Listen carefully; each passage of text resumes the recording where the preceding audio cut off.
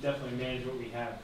I think we have to see where, not cut our costs, but see where we can have any savings or something that we maybe can pull from. If we are, using funds maybe incorrectly or in a way that we shouldn't be using them. And like you said, you don't want a big box store in Milford. You can't have a big box store in Milford Borough. And there's just so much you can do unless you were to reassess or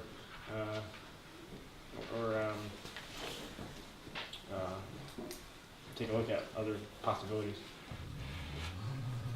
Well, first of all, they can have a cop sit on 6th and Sarah because no one stops at that stop sign, and we can get some borough money in that way. I was here at the last borough meeting this month, and they were talking about going over the Blue Ridge cable contract they had. I didn't even know the borough got paid by Blue Ridge, but they hadn't gone over that contract in 40 years, I believe they said. 40 years. We have no idea how much they're coming in, and why haven't we gone over that before? We need to go over that. We need to go over the budget completely with a fine-tooth comb, see exactly who we need to be paying us and how much they should be paying us. I, unfortunately, am not part of the council yet. Hopefully I will be. And that's one of the things I'd like to do. I'd like to go over each and every contract we have and make sure that we're getting what we should be getting. I mean, I know I'm not happy with my cable, and it's out all the time, and I pay them an outrageous amount. So they should be paying us a heck of a lot more. Milford has a fantastic volunteer, private people. I mean, we've had millions of dollars put for the streets and everything. So it really is a generous community. I think the reality for big projects we have to go after more grants to try to get the public money that out there that we're eligible for. And we have to be more aggressive. And part of it's going to be, what I don't want to do is have, change contracts where at the end the people in the borough pay more money for something, whether it's cable service, whether it's taxes. I'm not for a personal income tax. I don't think it's right. We pay enough in taxes. And I think it's a combination. We have to be more aggressive to get grants, and we have to be wiser about how we spend the money. And, Wait, I think, thank you. Okay, kind of have to be creative. We have to look at everything with, like you said, with fine-tooth comb. We have to tax properly. It's not fair for me if I'm paying my tax on my house and the same person that's got a 3-apartment building is paying the same tax I am, and he's making money off it. Things need to be looked at and see where we can maybe squeeze something out of, and what we can do to look at our future. How can we budget for 10 years down the road? Okay, this is going to be a problem that we're going to have. Our storm drain system, I can tell you right now, is a lot of money to replace. We have a lot of galvanized in storm drains, and it's going to cost hundreds of thousands of dollars to replace it. Nobody understands it. Nobody thinks about it because it's under the ground. Nobody sees it. So who's going to pay for that? It's all these different things that are going to add up. Also, I think that we should be able to do some sort of fundraising event. Maybe if it's something small, but hey, something small adds up, and that's okay. Good. Thank you. Erica. This is also something that's been touched on tonight. Talk loud for people in the back. Sure. What can be done to get Milford Borough residents access to more timely health care? And Aaron, I don't think you've gone first.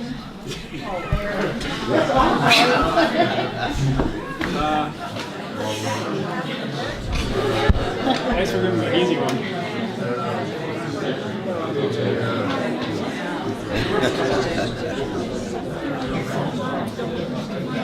Thank you. Yes. Scratch that. Yeah. That's silly.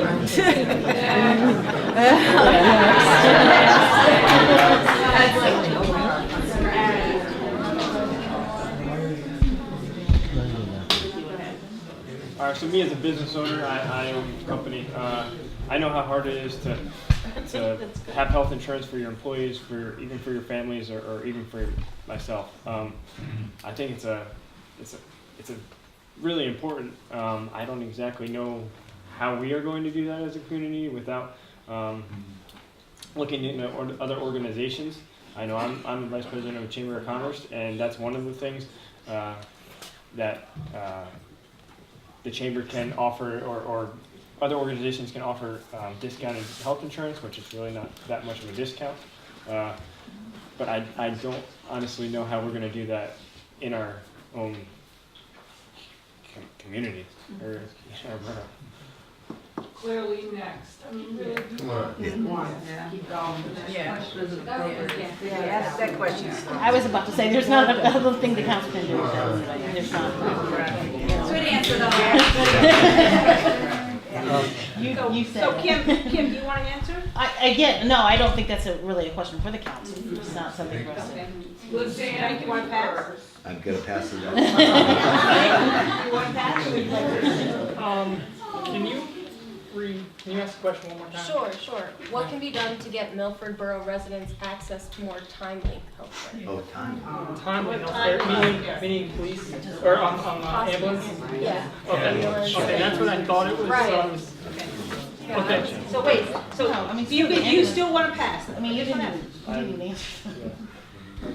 No, I mean, it's not really for us. Even the ambulance isn't for us. Go ahead. Probably. Okay, I know it's not for us, but it is something that we should be concerned about. We do have family members here that aren't the healthiest, and you know, when you have somebody that needs care, you need care right then and there. The best thing that I could say is right now that we can do as a borough, we can push our young people, our retired people, anybody in this room can go next door and volunteer at your local fire department because they need it. I did it when I could. He did it when he could. My grandfather did it for 53 years. And whether it be ambulance or fire, emergency services are important. And what we can do is volunteer. That's pretty much all we can do as a borough as a whole. But on the other aspect of paramedics, that's something hopefully the county can help us with, and we can work together to find a right answer for that. So. Sure. I mean, in terms of the ambulance, that is in my view, a near crisis situation that we do not have advanced life support ambulance services. You know, that is a huge issue for this community. Annette Har, the council member, has taken the lead for the council in meeting with the county. The Commissioner Osterberg has put together, I think it's a task force, I don't know if it's formally constituted yet or not, looking at what the options are. There is an option of doing a dedicated millage for ambulance services, I understand. I don't know that for sure, that's what I've been told. But we have to have advanced life support ambulance services by county. And that isn't debatable as far as I'm concerned. In terms of healthcare overall, there isn't a lot we can do as a council, but we can create and nurture the values of wellness in our community. We can promote. There are from time to time free screenings that the Rite Aid or the Medicine Shop or other places have. This is not a big picture solution, but they are things that we can do to help in the borough. And we can create a stronger economy in the borough so more of the employers can offer health insurance. I've been an activist in healthcare my entire adult life, and it kills me to own a business where we cannot afford to provide health insurance to our employees. That personally is very painful to me. It is antithetical to everything I have spent much of my adult life working on. And anybody who thinks anyone in business in Milford is getting rich is dreaming. Almost every single business in Milford struggles. Absolutely struggles. That's why there's the turnover. That's why we focus so much on making it viable for people to earn a living in this town, so that when your child grows up and wants to open a business, there's a market here to enable them to do that. And if we have a stronger economy, we'll have more places that can provide insurance. Again, this is a national issue far beyond the council, but I don't think there's nothing we can do. Okay. Does anybody else that didn't speak want to speak on this? Okay. So we're going to go now to a lightning round. You're going to do your question. Yeah, go ahead. Sorry. Okay. Sorry. Okay. Where do you stand on the debate about high quality, aesthetically pleasing, which is often more expensive architecture, as in the courthouse debate, versus functionality, having, kind of a solid, functional structure that is less expensive but good enough. Where do you come down on that debate? All right.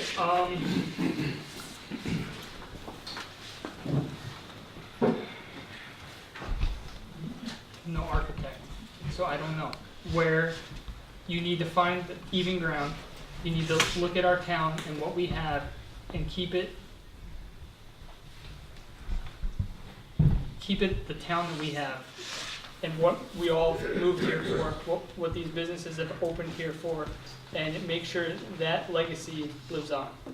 And if that's a design of a building, a courthouse, whether it's right or wrong, we need to keep that in mind and what we're doing to change that or what we're doing to keep that alive.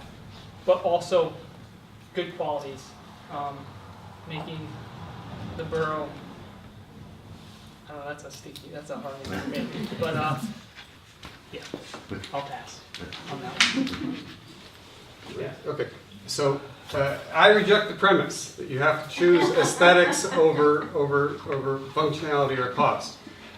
Milford was one of the first planned communities in the country. It was laid out intentionally with an alley grid system.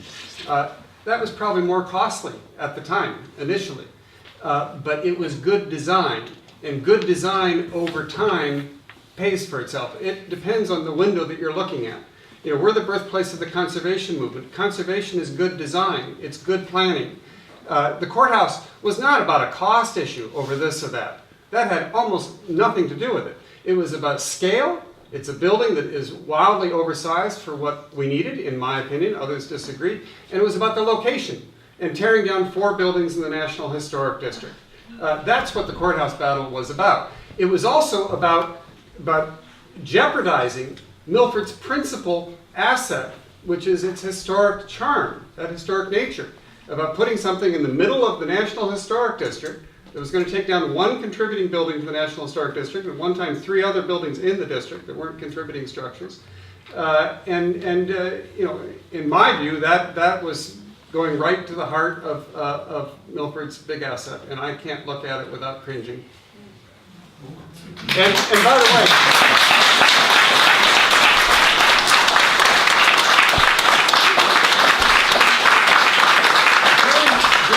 debate, this council and this mayor sitting here did virtually nothing. They were very quiet on it. They did not speak out. They did not use their bully pulpit to bring it to the attention of the community. And there will be other threats, whether they're architectural design or whether somebody proposes putting a regional mega mall up at the Interstate Exchange here in Milford, because that's awfully convenient between Middletown and Scranton. We're like a prime location for that. We need the leadership that is going to be out there and see these things and have the courage to take them on and the vision to understand what we need to do to address them.